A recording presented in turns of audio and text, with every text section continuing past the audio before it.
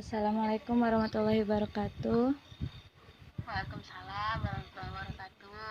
Ibu, Kak, saya boleh izin, langsung Kak? iya, Ah, saya izin perkenalan diri dulu ya, Bu. ya, Ya, silakan.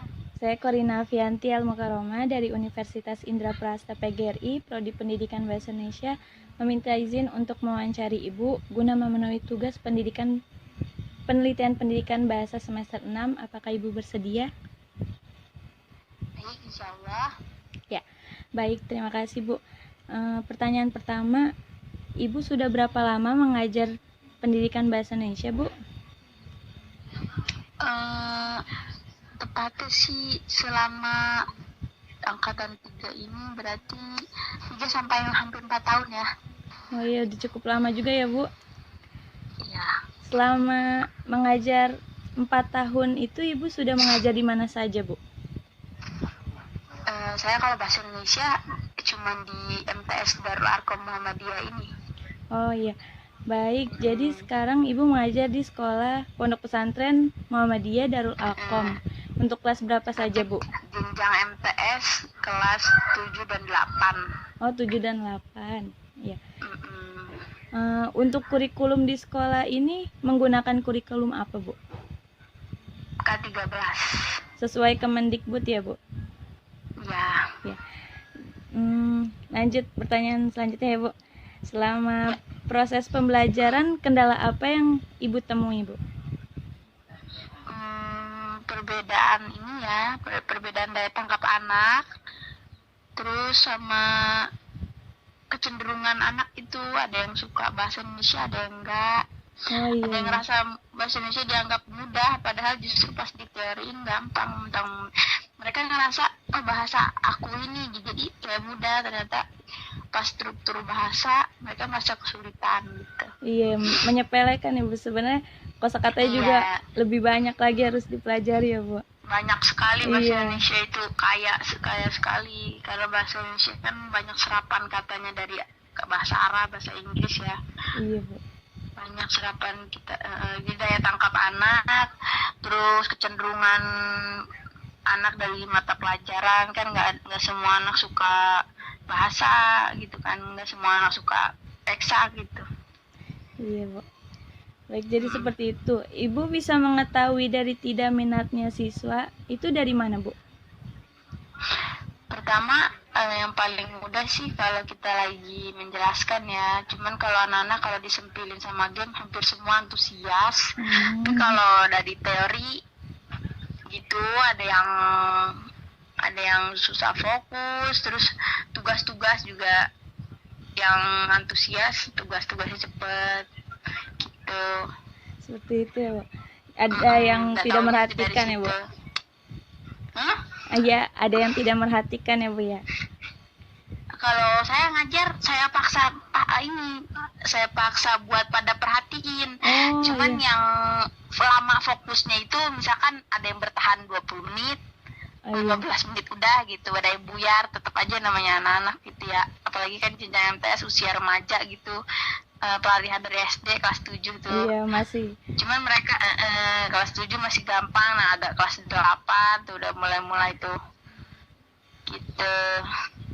Jadi Ibu lebih tegas ya, Bu, dalam menerangnya, ya, Bu? Kalau saya wajib, kalau mereka ada yang bicara, saya diam, mereka yang bicara. Saya selalu menerapkan kata adil. Kalau saya bicara, mereka diam. Kalau mereka bicara, saya diam gitu. Jadi kalau ada yang itu, saya tegas. Saya langsung suruh ke depan yang ngobrol sendiri gitu kalau saya. Iya, bagus, Bu. Lalu Bu, adapun tidak minat siswa dalam pendidikan bahasa Indonesia, apakah ada cara atau metode Ibu sendiri untuk meningkatkan minat siswa? Kalau yang ini pernah saya bahas sama anak-anak.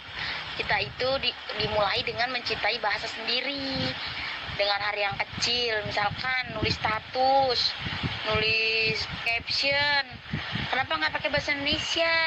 Kayaknya lebih keren kalau pakai bahasa Inggris gitu. Dari situ aja kita udah nggak mencintai bahasa Indonesia, seolah-olah kita malu sama bahasa kita. Terus aku bilang, biasanya aku pakai motivasi sih ya, motivasi sama film Indonesia yang kayak Guru-Guru Gokil, Terus aku bilang sama mereka kalau kita nggak bangga sama bangsa sendiri, cuman ngutuk doang. Terus siapa yang mau banggain bangsa kita? Tanah air itu kalau kita kehilangan tanah air, kita mau beli di mana? Kalau emas hilang kita bisa beli, barang hilang bisa beli. Kalau kita kehilangan tanah air, kita mau beli di mana? Siapa yang mau nerima kita? Jadi seburuk apapun keadaan Indonesia, kita ini bangsa yang besar. Dari motivasi sih, terutama dari cerita, terus itu game komunikata. Kadang-kadang suka pakai puisi yang pakai kosakata yang anak-anak indie gitu loh, senja. Jadi anak-anak tertarik nyari di KBBI. Mengenai minat Bu terhadap media belajar di kelas, media seperti apa yang Ibu terapkan sebagai salah satu pendukung dalam menarik perhatian dan minat pada siswa pendidikan bahasa Indonesia, Bu? Kalau saya sering mereka yang pengalaman yang saya ajarkan ya, mereka suka pakai game ringan, nggak melulu dalam soal bahasa itu, dalam keluar konteks. Misalnya saya bawa kartu werewolf terus ajak nonton film yang berbahasa Indonesia yang pasti ya. Terus kadang-kadang ini juga main game komunikata pakai bahasa Indonesia kan, kata kerja bahasa Indonesia. Terus kadang-kadang apalagi ya, selain saya sudah ngelakuin semua itu, nonton film, komunikata, main werewolf gitu. Mereka senang diskusi, bentuk diskusi. Terus mereka juga senang cerita pengalaman. Kan ada tuh bab bahasa Indonesia yang menceritakan pengalaman gitu kan. Iya, Bu. Ada kayak gitu, itu mereka senang. Iya, Bu. Selain mendapatkan ilmu dari media tersebut, jadi sebagai hiburan juga ya, Bu. Jadi lebih enjoy dalam pelajarannya. Kita kalau banyak teori juga, anak-anak 2 jam belajar yang masuk ke otak berapa persen. Makanya mereka lebih terkesan dengan cara bermain sambil belajar, nggak kayak anak TK juga sih. Saya lebih ke santai. Tapi kalau saya kelas saya santai tapi serius gitu. Sangat seru sih, Bu. Baik Bu, dari salah satu penerapan media yang Ibu sebutkan, yaitu salah satunya media film, apakah setelah menonton film tersebut ada tugas yang Ibu berikan?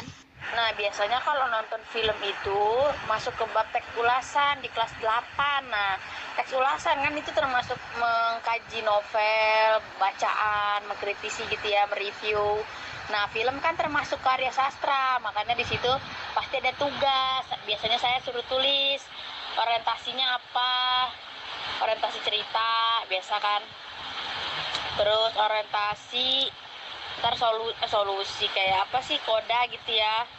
Pokoknya dari situ mereka ngambil hikmahnya, apa pelajaran yang dapat diambil, ditulis atau enggak. Saya nggak pernah nyuruh nulis ulang, tapi saya biasa suruh ngambil hikmah yang apa, kesan-pesan, terus karakter film, pemain filmnya gitu, latar belakang tokoh dan sebagainya. Baik Bu, jadi segitu aja Bu pertanyaannya. Masya Allah. Iya, alhamdulillah Bu. Terima kasih Bu atas jawaban Ibu yang sangat bermanfaat dalam mengajar pendidikan bahasa Indonesia.